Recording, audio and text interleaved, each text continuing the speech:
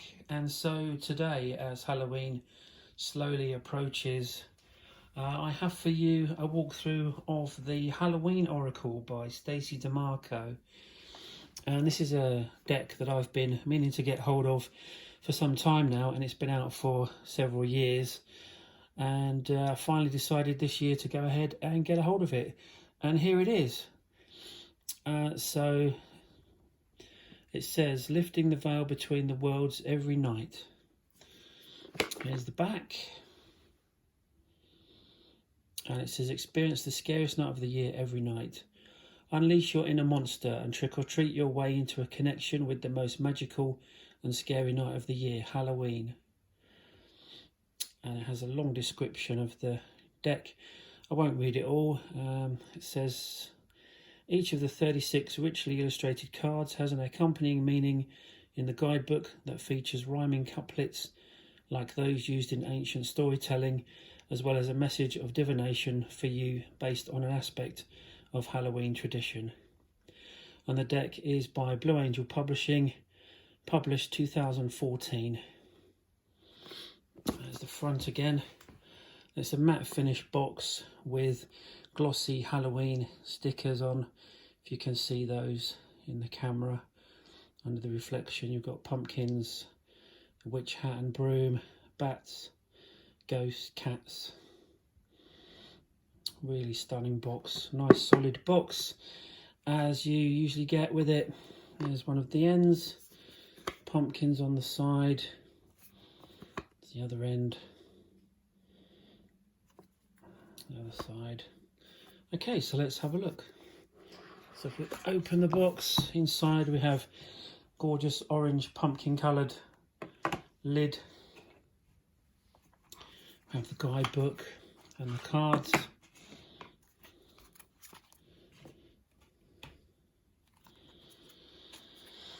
There's the guidebook, there's the card backs with the Halloween images on them. We'll take a look at those in a moment. For now, here's the guidebook. Fairly decent thickness guidebook.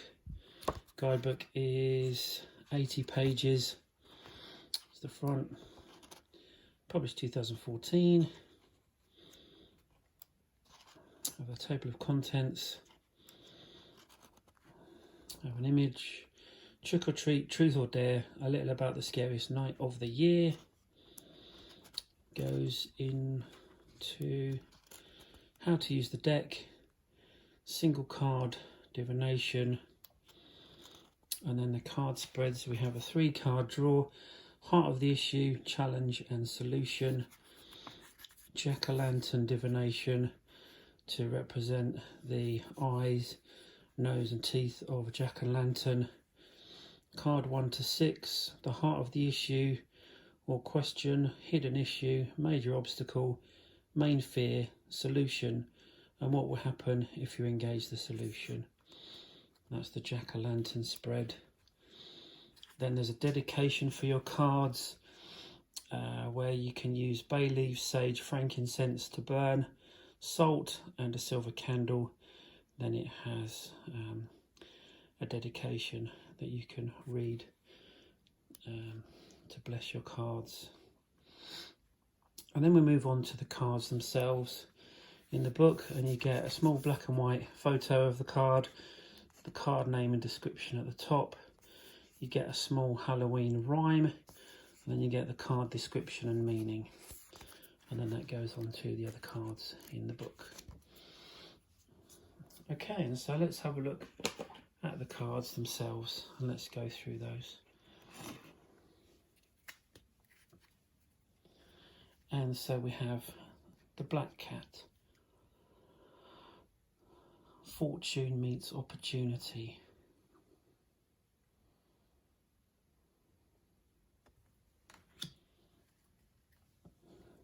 A cauldron.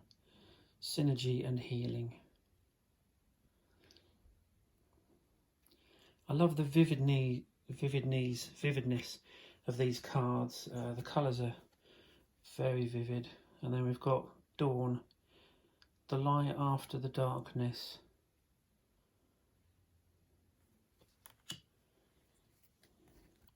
Death. The eternal cycle begins here.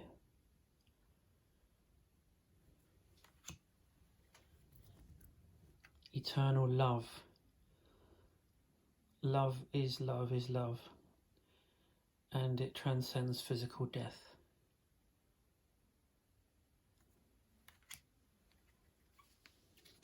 Forgiveness, reducing burden.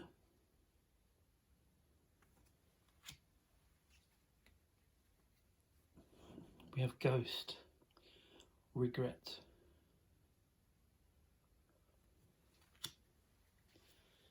We have a graveyard, unnecessary fear.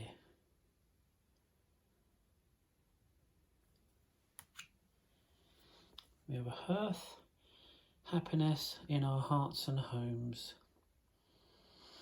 by the fireplace where we feel nice and comfy on a cold autumn night.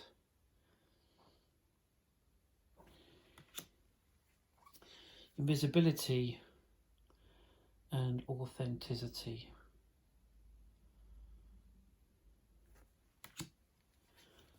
Jack-o'-lantern, protection. Joy, rejoicing in the present. Nice autumn coloured card there with the orange leaves. Lady de la Muertos, acceptance and equality.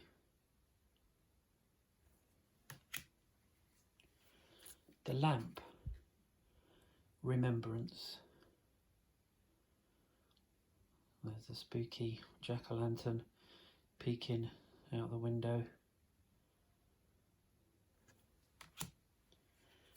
Midnight, the most magical hour of all.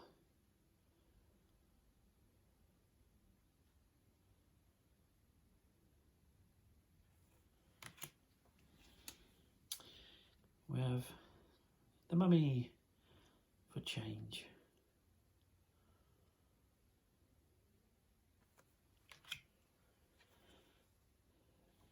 Night song, hidden talents.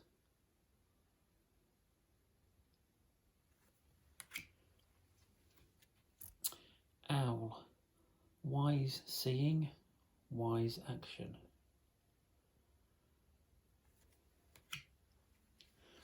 Scrying with the crystal ball, intuition.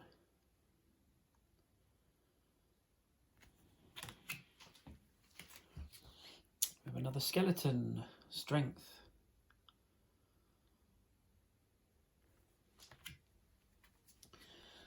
Skull of darkness, blind spots.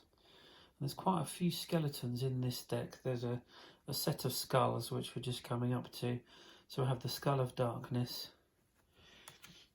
Then we have Skull of Flowers. Nice colourful skull there. Creating through the ashes. Then we have Skull of Light, illumination.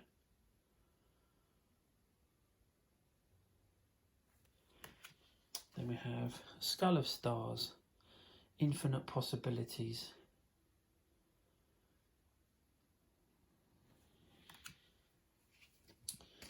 For anyone who's afraid, we have a spider, community and web weaving.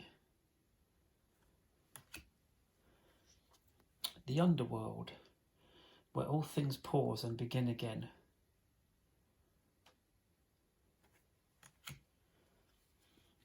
Trick or treat, mischief and play.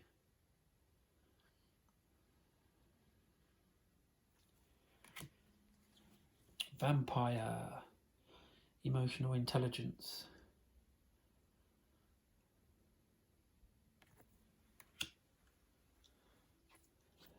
The veil, the future.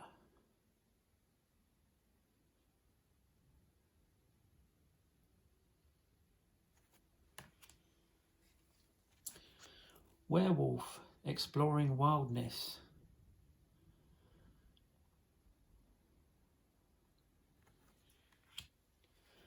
Winter, the sacredness of pausing.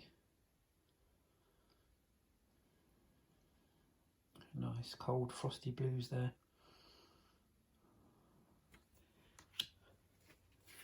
The witch, the earthly weaver of the worlds.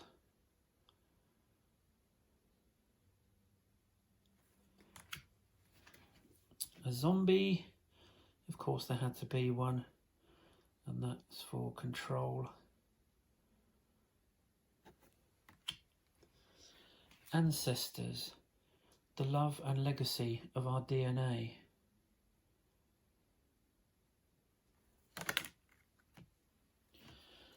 Apple, risk and reward.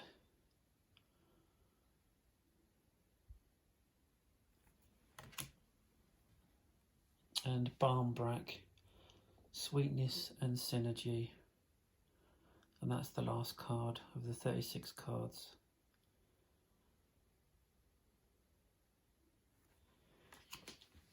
There we go. And isn't that just a colourful deck? Nice and but also dark. Just perfectly themed for Halloween. When they're spread out, I think they look amazing. Those are the cards. So I'll just shuffle the cards. The cards are quite glossy. They're quite glossy, good thickness, good size. They are sticking a little bit, although we have a jumper. So I guess that's going to be our card. But they shuffle reasonably well, although the stickiness does, I think, make them jump around a bit. So I can see we're going to get quite a few jumpers out of this deck. So let's see what the book says about Graveyard.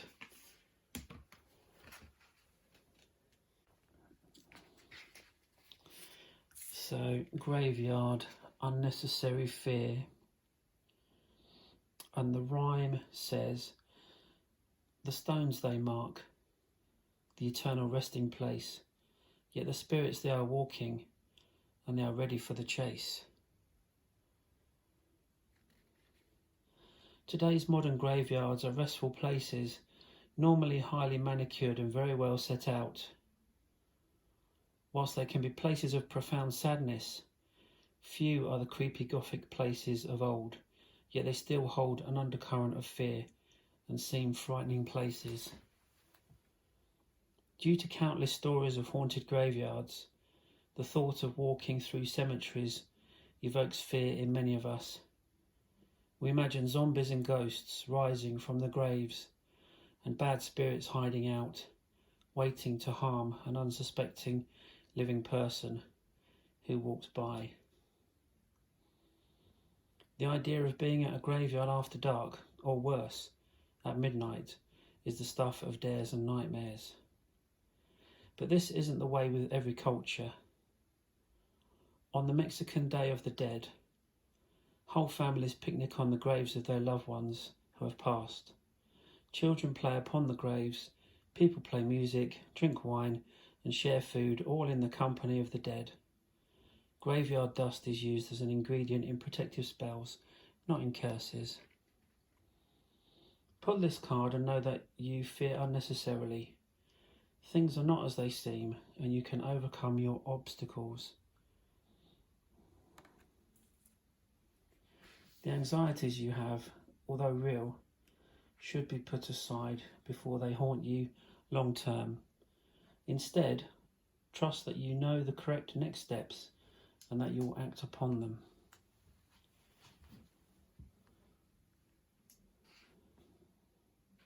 And that's the Graveyard card. Well, let's have a look at the top card. We've got the apple.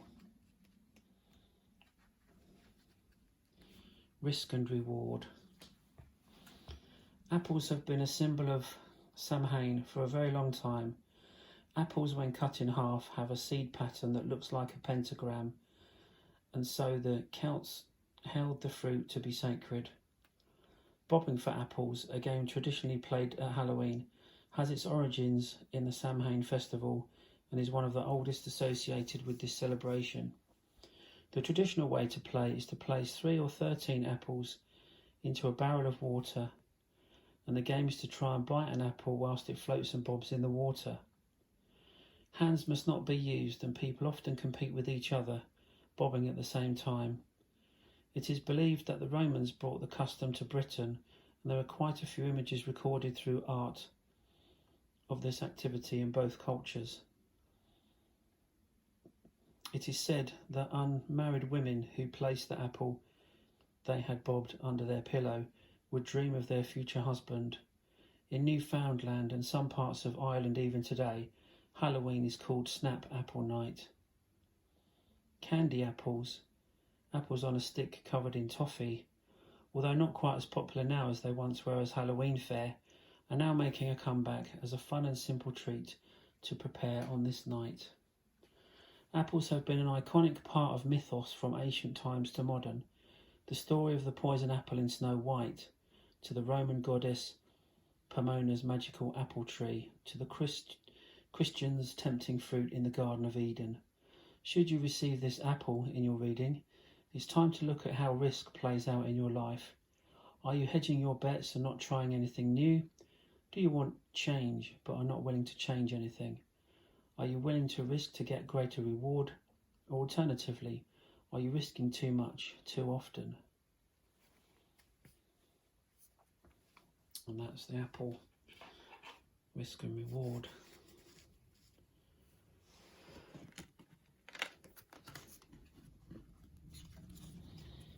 And so I think that's a suitably creepy deck for Halloween.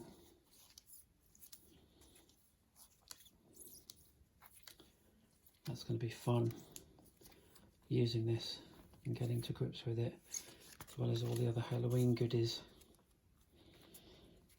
So that is the Halloween Oracle by Stacey DeMarco.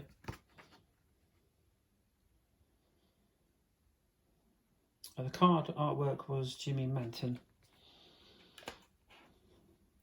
So I hope you've enjoyed this video. Please click the thumbs up like button and don't forget to subscribe for more content. Until next time, take care.